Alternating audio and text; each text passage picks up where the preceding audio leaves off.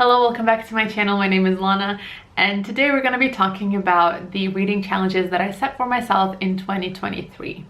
Okay, so overall, technically, I did not fully complete any of the reading challenges, but I do think this was a very successful year in terms of my reading challenges.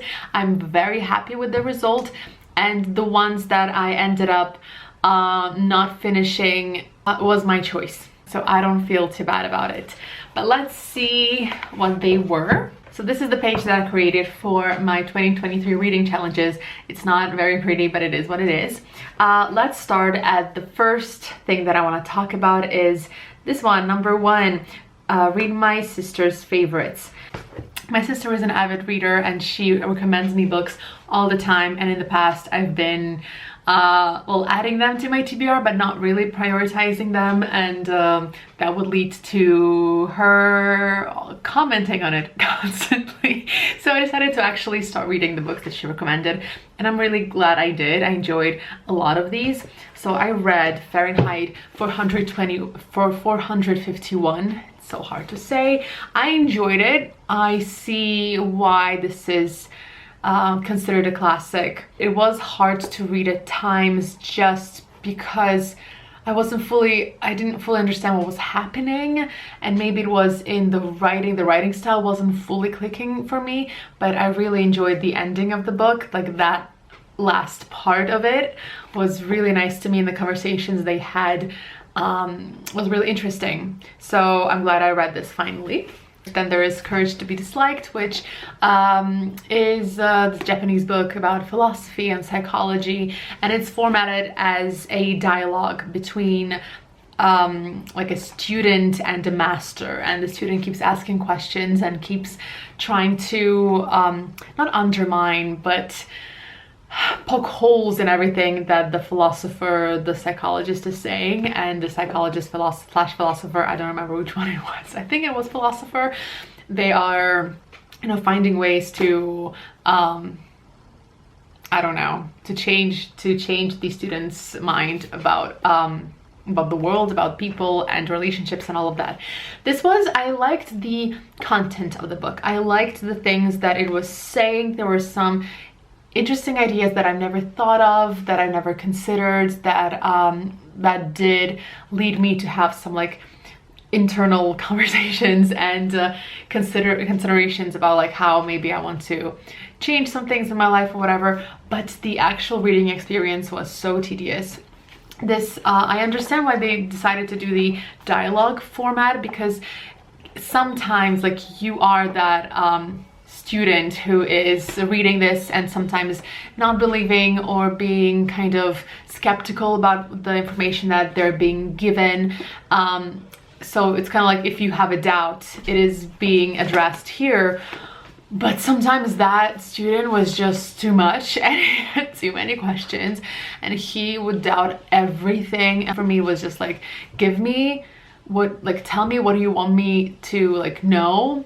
Give me your side without it being constantly like challenged, you know. So this took me a while, actually. I think this was the first one of the nonfictions that she gave me that I read, because it's shorter and it's like very large font. But this probably took me the longest because yeah, it was hard to read. Then I also read The Good Girl's Guide to Murder, which I loved. I read the whole trilogy. We did differ on our opinion of the last book. She hated the last book. She hates it so much. And like, that book ruined everything for her. I enjoyed the last book.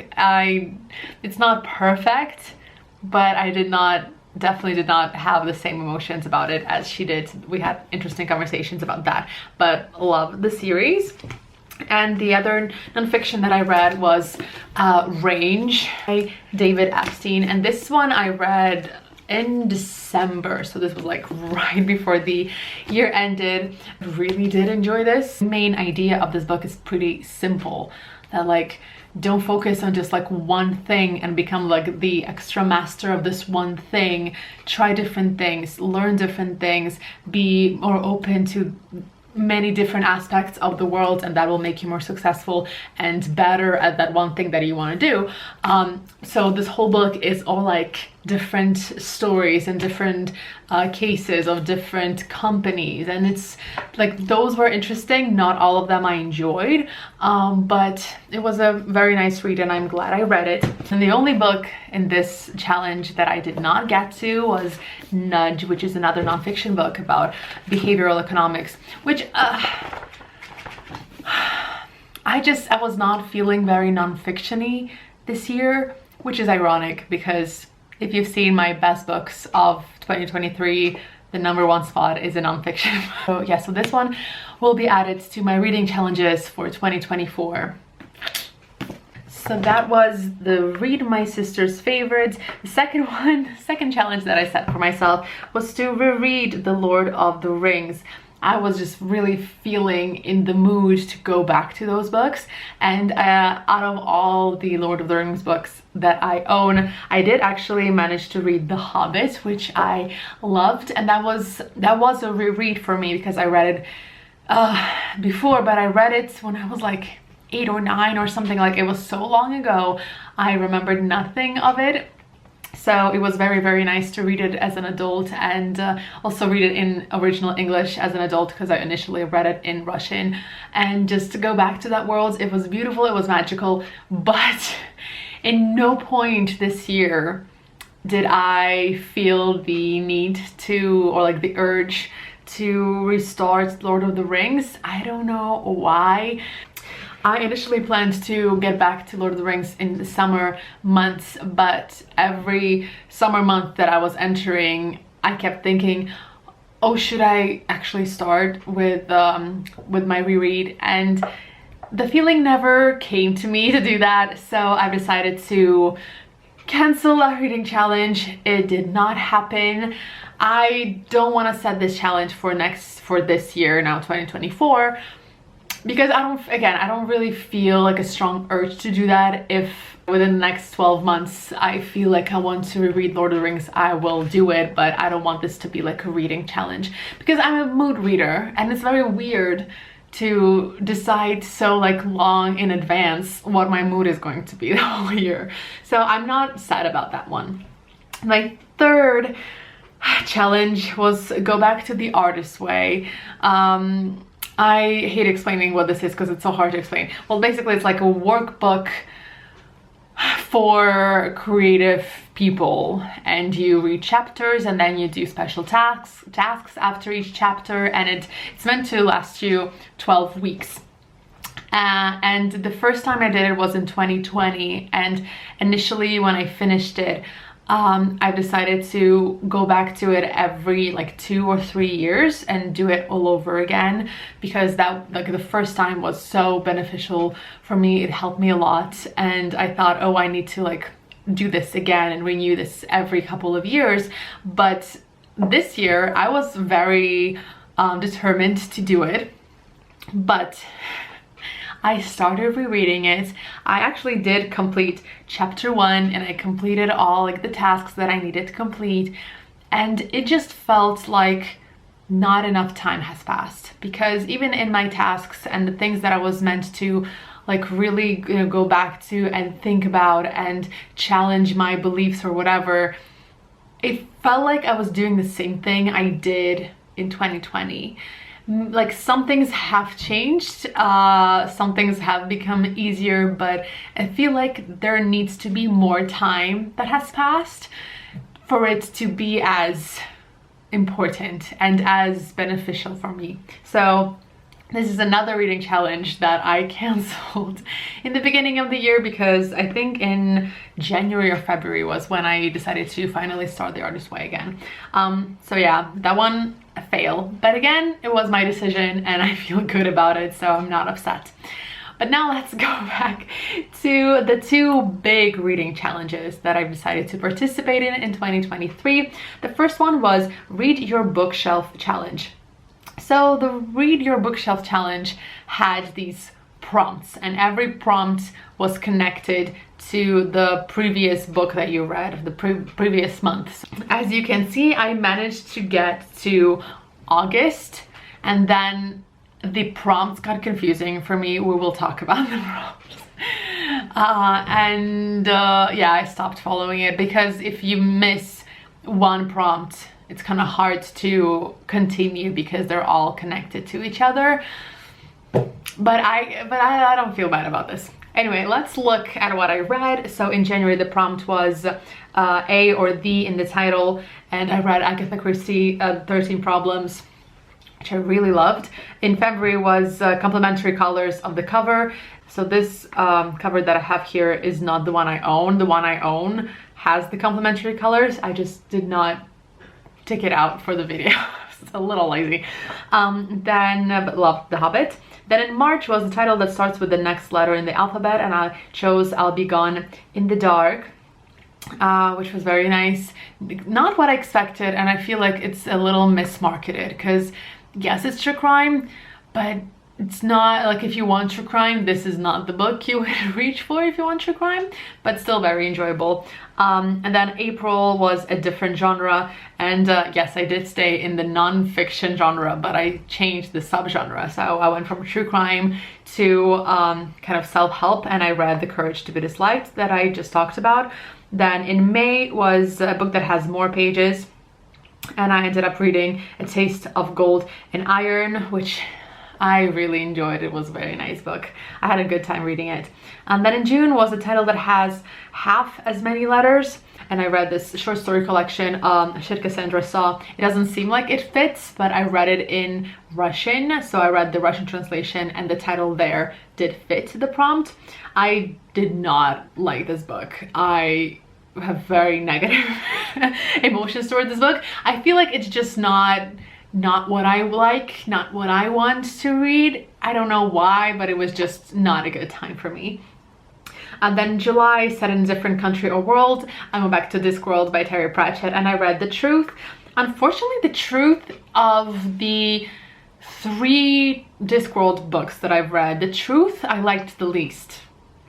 It was still fun. It had still like awesome moments that I loved, but there's like a secondary plot which I was absolutely not interested in, and it took me a long time to read it, just because every time the POV would change, not a POV, but like we would go to that different plot, I would stop reading because like I don't care, like I don't want to read about them. So yeah, that was like the least successful Terry Pratchett that I've read so far, but I still want to continue. And then in August was same genre, which was fantasy, and I read this graphic novel, Blackwater. And that was my mistake because the next prompt, September, was turn to page 50 and one of those words in the title. On page, like, this is a graphic novel. They barely say anything. It's mostly pictures. It's mostly like an action. You watch them do something, and once in a while someone says something. I think there was only like one speech bubble on page 50, and I absolutely had nothing that's even close. And if it would turn to the next page or the previous page, there's again nothing, because that was like a very action-packed moment in the graphic novel, which, by the way, I didn't enjoy. Like I don't understand. Like I don't understand the point and why it's there. I mean, it's a very tiny story. It did not change my life in any way at all. So that is when I did not know what to do next, and my life was also getting much busier, and I decided to just stop doing this challenge. Which sounds very bad. It sounds like I purposely was like, who cares? But the way that I explained this in my head was that this is the Read Your Bookshelf challenge, and the point of this challenge is to help you read from your bookshelf. And as long as I keep reading books that I already physically own or electronically own, then I am doing the challenge, and I'm doing the thing that the challenge is helping me do. And I just realized I wasn't in focus this whole time. I'm so sorry. Out of the 65 books that I read this year, 32 ended up being from my physical TBR. So I feel like I've done well. I've done really well in that aspect. So again, this is a challenge that was not completed, but it was my decision and I feel good about it. So it's successful. And the last one, the biggest one for me, was the buzzword reading challenge. This one, apart from maybe my sister's, reading my sister's favorites, was the most successful. I'm just very proud of how I did with this challenge. Also because as I said, I'm a mood reader, and every time I do like a set TBR or I, you know, make very like strict reading plans, usually they do not end up working out. There is something about me planning and reading that just doesn't really work. I love planning and organizing in every other aspect of my life except for reading, and I can't explain it. So when I decided to do the buzzword reading challenge, this was like not a test, but I was like, I wanted to try, because this does not seem as strict as like a set TBR, because there's always like a little wiggle room with, you know, what actual book will I be reading. I'll just have like a theme or something. But I did not know if I would feel suffocated and need to stop at any point during the year, and I never did, which I'm again very happy about. And I will be continuing my buzzword reading challenge for next year, and I will do a separate video when I will be telling you all the books that I think I might be reading for that challenge. Okay, let's go back to how I did in the 2023 reading challenge. In January, the prompt was life and death, and I ended up reading The Reckless Afterlife of Harriet Stoker, a YA book that blew my socks off. I was so shocked the whole time I was reading this book. I didn't rate it very high because I didn't love it super much, but I have so much respect for it just because it surprised me at every point. It was like nothing I've ever read before, and I didn't even know what to expect, like what would happen next, because nothing was going according to how I thought things would go. Yeah, so like the vibe and the atmosphere and what actually happened is not something I fully enjoyed, but again, I was very impressed with this book.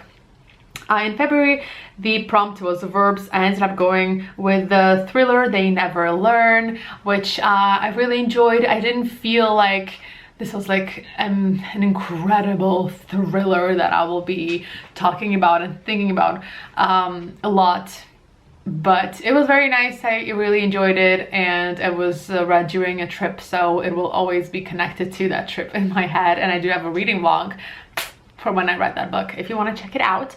In March, the prompt was the word secret, and I bent the rules a little bit because I wanted to read the book The Hidden Gift, so I just changed the word secret to the word hidden.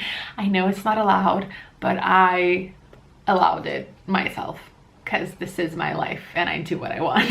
And I did that because in March the Irish Readathon was happening, and I really wanted to read this book by Caroline O'Donoghue. This book ended up being, I think, a 4-star. I do have, again, a reading vlog for it if you want to check it out. Even though this was not a perfect book, Caroline O'Donoghue, I started listening to her podcast after finishing the book, and it's now one of my favorite podcasts ever, and I want to read everything she ever writes. Like, I'm a big fan of Caroline O'Donoghue, just like as a person now, which I think is awesome.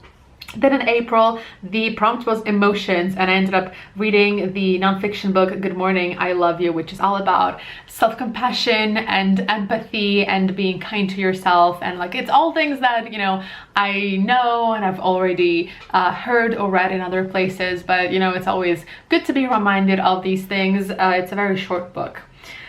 Then in May, the prompt was flavors, and the only book from my TBR that I could read for this book was A Taste of Gold and Iron. And this was actually the perfect book to read not only because it was beautifully written and I loved the atmosphere. It wasn't, again, not a perfect book.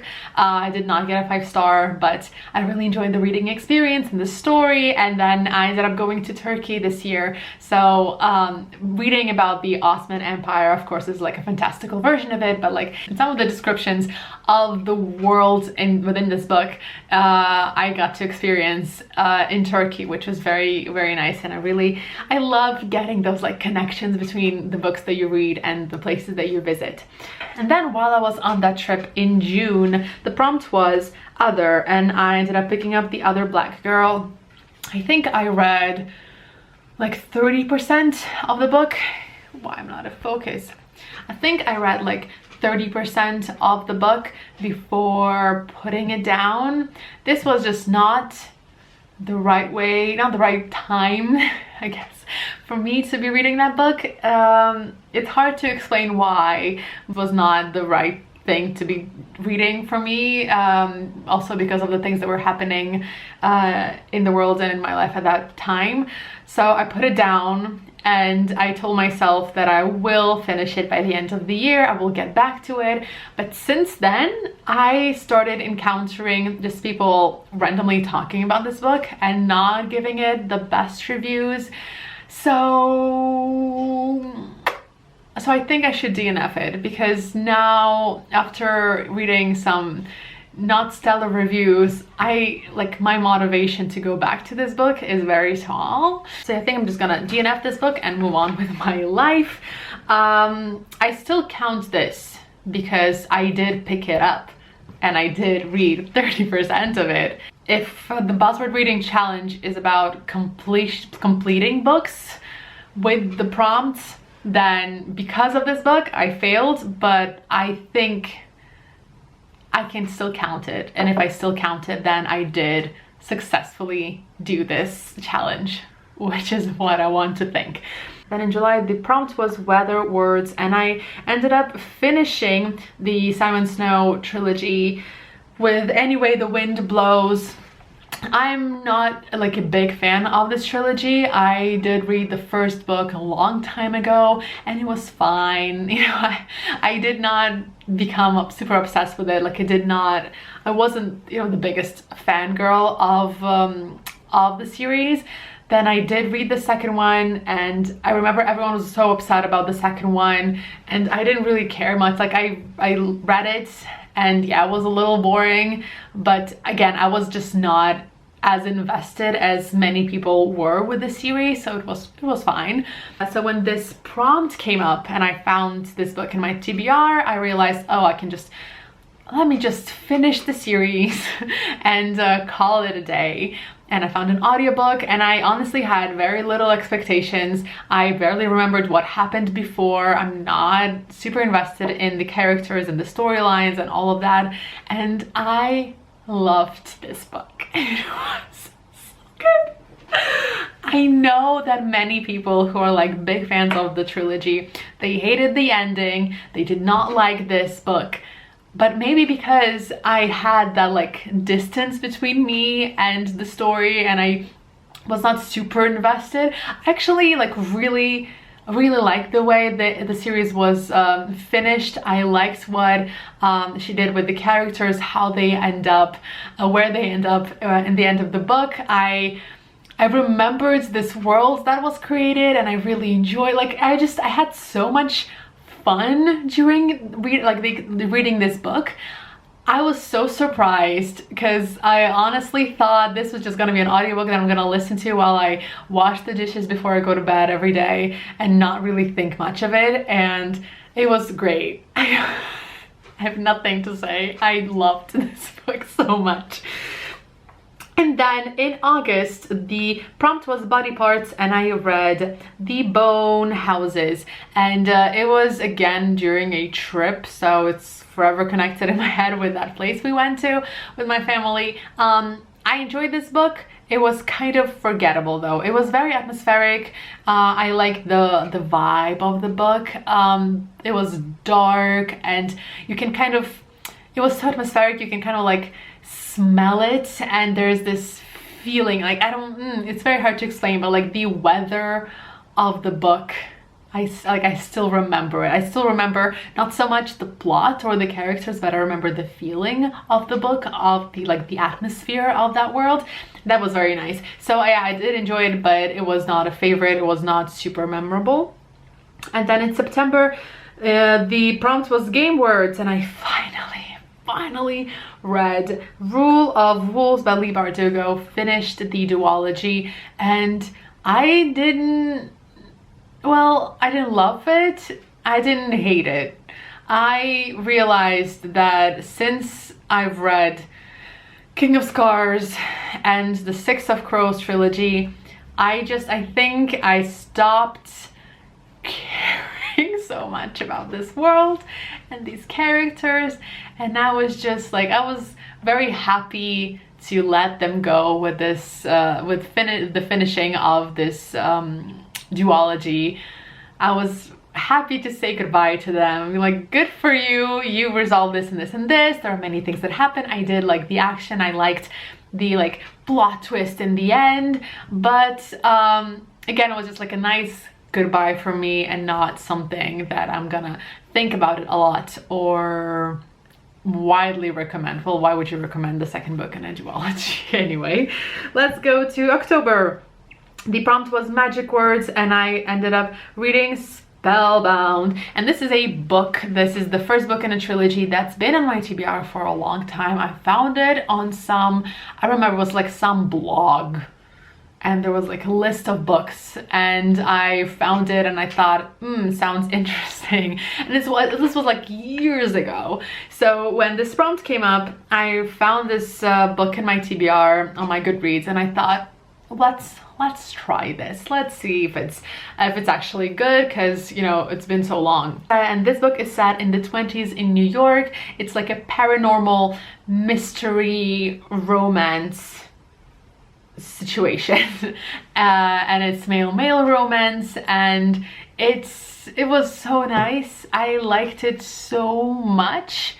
The actual, I don't know, plot story was probably not like a full 5 stars, but I loved being in that world, and I loved reading about these characters, and I loved 20s in New York. It was just so beautiful and lovely, and the atmosphere is so real, and I just, yeah, it was such a nice experience that when I finished this first book, I immediately started reading the second book, and I finished the trilogy within several months because I couldn't stop reading them. And when I had like some time off between the books, I kept wanting to go back to that feeling of like comfort of being in those books. So highly recommended as like cozy paranormal mystery book.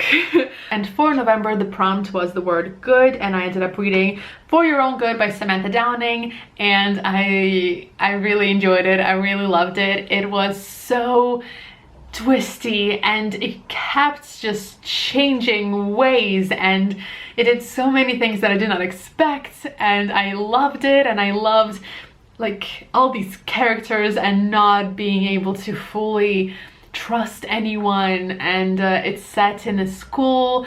We follow like a teacher, and he does some questionable things, and it's just, I really enjoyed it. I did think the ending was a little too fast and maybe easy, but not easy, but just like, I wish the ending was a little more complicated, that it was a little more not as straightforward is what I want to say. So that did not end up getting a full 5 stars, but I really recommend that thriller. And in December, wait, there's, oh no, it rubbed off. Let me write this again.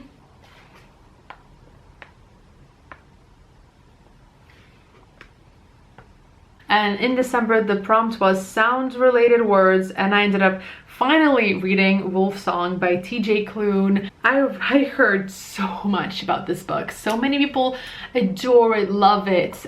There's so much like a fan base of these characters and this world, and there are many books in this series that they follow like different characters and their romances, and I knew that like it had a big following, and I always thought of Wolfsong as a like short thing book that when I read it, I will be definitely obsessed with it. I will love it. And that was probably what intimidated me for a long time. And I did not pick it up for several years. And I finally picked it up and I did not like it.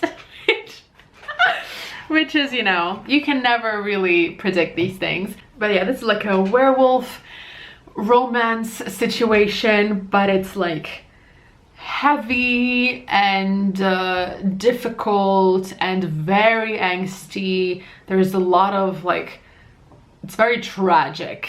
This was the word that I kept coming back in my head when I was trying to like explain to myself, what am I not enjoying here? It's very tragic, and the main character like needs to chill, in my opinion. And there's not a lot of like happy love.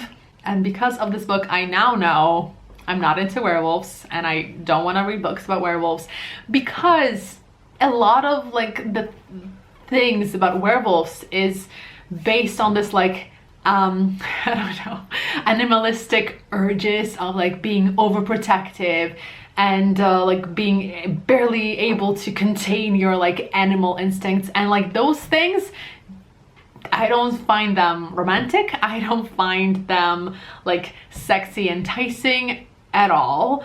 So yeah, this was just not for me. I am glad that I read it, because this was one of the books that I would like save up for like a future me who like wanted a 5-star, wanted like a romance to be obsessed about. Would have been very disappointed if that's what I like really wanted, and I pick up this book to like get that feeling. I would have been pretty upset. So out of all the reading challenges that I set for myself in 2023, the Buzzword Reading Challenge, I guess, I won the challenge. I did it fully, if we kind of forget that one DNF. This was very fun, and as I said, I feel so good about how that year went, how I did in all these challenges. I did try all of them, and I'm glad that I was able to, you know, read the room of my own, I don't know, brain, what am I saying, and just know that, oh, I don't want to pursue this anymore, and I should cancel this now and not worry about it, because I don't feel like doing this anymore. And reading is supposed to be fun, and this is what I want it to be. So I'm very happy I did this. Let me know, have you done any challenges in 2023? How did they go? Do you agree with any of my opinions of these books? Have you read any of these books? Let me know, and I will see you in my next video, where I'll be talking about all the challenges that I'm setting for myself for this year of 2024. I'll see you in my next video.